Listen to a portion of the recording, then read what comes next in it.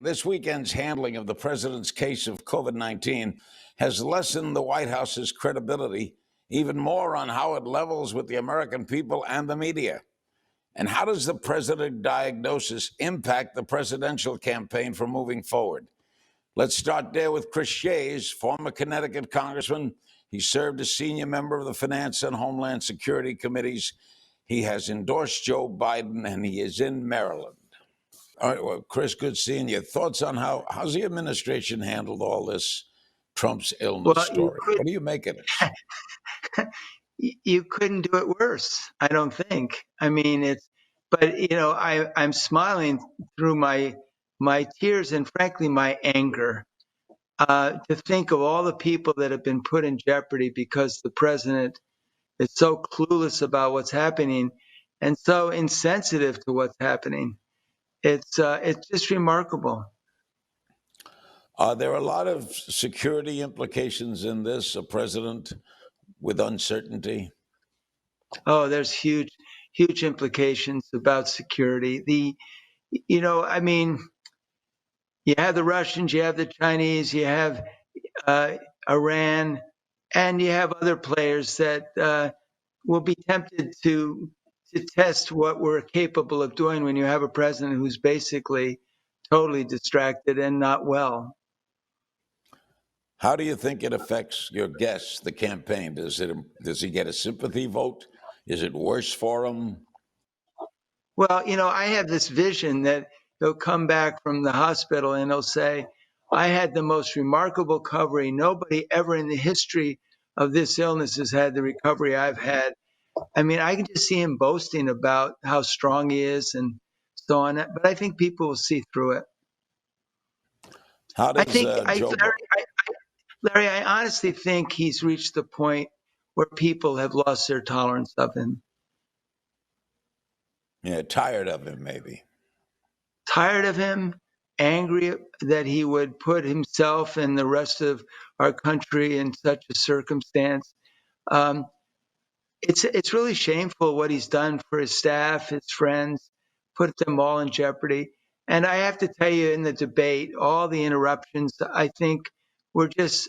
I know more people who turned off their TV. I didn't because I just had to see, what transpired. But then to see his children all in a row, I mean his family all in a row with their masks taken off, in spite of the fact that there was an agreement the mask would stay on. How should Biden react to this? Just the way he has. I mean, he's a compassionate man. He's a kind person, but he shouldn't stop campaigning. He has every right to campaign. It's not his fault that the president has been so reckless. And the irony is very clear.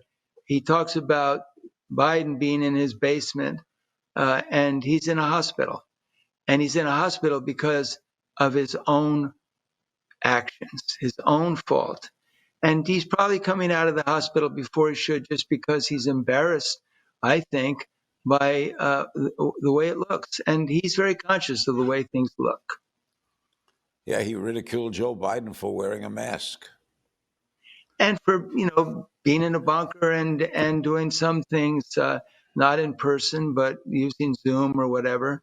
The bottom line to this is I have friends that have a child who married a Chinese woman, and she went back to China because she feels safe there. She can do anything that she did before COVID because things have become so normal in China, and we've lost over 10,000 Americans by now, and it's still climbing, and we probably should have probably 25,000 at most. And those deaths are frankly on the hands of the president. They clearly are. Anything you expect from the vice presidential debate Wednesday night? Yeah, I think they'll both be courteous to each other. I think they'll be like normal people. I don't think there'll be interruptions, and I think they'll both do a fairly decent job. Now, what about the coming presidential debates? Will we have two more? I think we will, and I think they'll be different. I loved the idea that they could cut off the mic of either one who interrupted it. That to me was kind of interesting, but obviously the president wouldn't agree to that. But I'll tell I you, think, when you do a lot of debates, and I've done many, you have to be rude.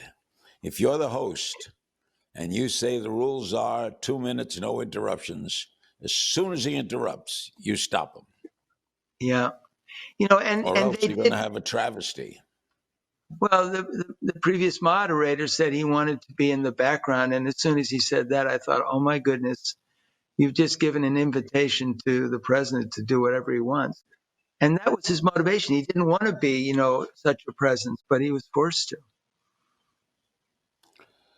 All right, well, this vice presidential thing may be more important based on the age of both contenders. Don't you think we could have a president from this group? I think either one could become president if their president wins. But I have to tell you, they're very different people, and I just think Joe's going to win, and Kamala Harris is going to be the vice president. And I think if she was put in a position where she had to become president of the United States, I think she'd do a really good job. Many judges in the past, Supreme Court judges, have discussed decisions they made previously and then changed their mind based on precedent.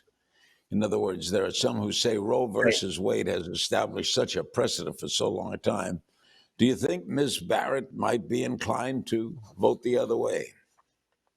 I have a lot of respect for her, and I think that a lot of Democrats as well as Republicans respect her. I think in the end that she will. My sense is that given her intelligence, given her record, um, she's not going to let her own personal views interfere with precedent. And she may tighten Roe v. Wade, but I don't think she would vote to eliminate it. Okay, what do you make of the release of Trump's taxes to show that he hasn't hardly paid anything? And now we know why he didn't want to release them. Has that Well, gone away, or where is that? I think we knew beforehand, and shame on the American people for not demanding that he do it. I mean, it's just an amazing, and shame on the Republican Party in particular for not demanding that their candidate do it. He obviously didn't want to do it because he had things to hide, and there's going to be more that comes out. The thing I find most astonishing is that his taxes could be in dispute for nearly 10 years. I mean, that just makes me want to scream to think that, any American could delay paying their taxes year in and year out because they're in dispute. There's no excuse for that. And we know enough about the man from all the people that have worked with him, and even from his own family members, that he takes great pride in not paying taxes, and he's cheating the American people. And what's astonishing is he's president of the United States of America. Do you talk at all to former Republican colleagues and get a vision of who they're supporting and why? I have not found hardly any Republican who was in office that supports the man. And I was part of a group of 5 of us that got 30 former members to say they were actually going to vote for Joe Biden. And then there was a whole group of people we contacted who said they're not voting for the president, but they're not comfortable voting for a Democrat. But they're all embarrassed. The thing that's so astonishing, Larry, is I can't think of one sitting House member or senator who has criticized the president for his language, for his conduct, uh, and not one. And that tells me that the Republican Party is going to have a hard time redeeming itself. You've talked about the fragility of American democracy. How fragile? Yeah. How Well, it is fragile? very fragile. It's you talk about think about Nixon. He had probably won Illinois, probably won Texas. Remember, who was the vice presidential candidate then, and Mayor Daley in Chicago. Nixon lost Illinois by only 8,000 votes. He won it. I mean, and he was encouraged by a lot of people to legally fight it, and he chose not to because he knows Nixon is a man of history who knew that democracy is delicate. And then think of Al Gore. Think of the challenges he could have had. Losing Florida by 5,000 votes? I don't think so. There were so many votes cast out that weren't allowed that were for him. So he decided, Al Gore, to his credit, that the country needed to move on. It would never be resolved. It would be chaos.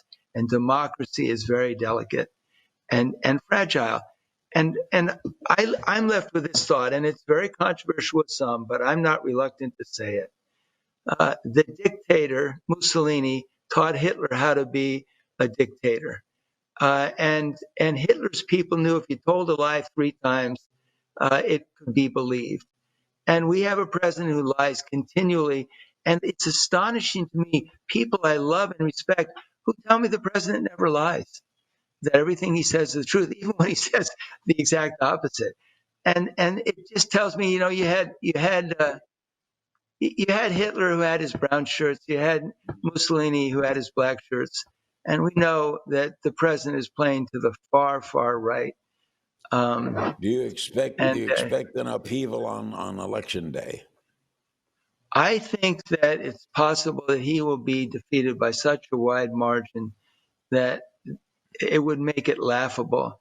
And I think then, I guess I know there are a lot of people who would eagerly escort the president out of the White House if he refused to be escorted out. So, do I think there'll be upheaval potentially? Could the president win? The way the president could win is by his little messages about blacks coming into the suburbs. These little messages that he sends out about I'm going to protect coal, and so all the coal workers are going to, and he injects them into the debate, and all of those could add up to potentially his winning those key states, and not winning them. I would think that he would probably lose by far more than 3 million. Hillary won by 3 million votes.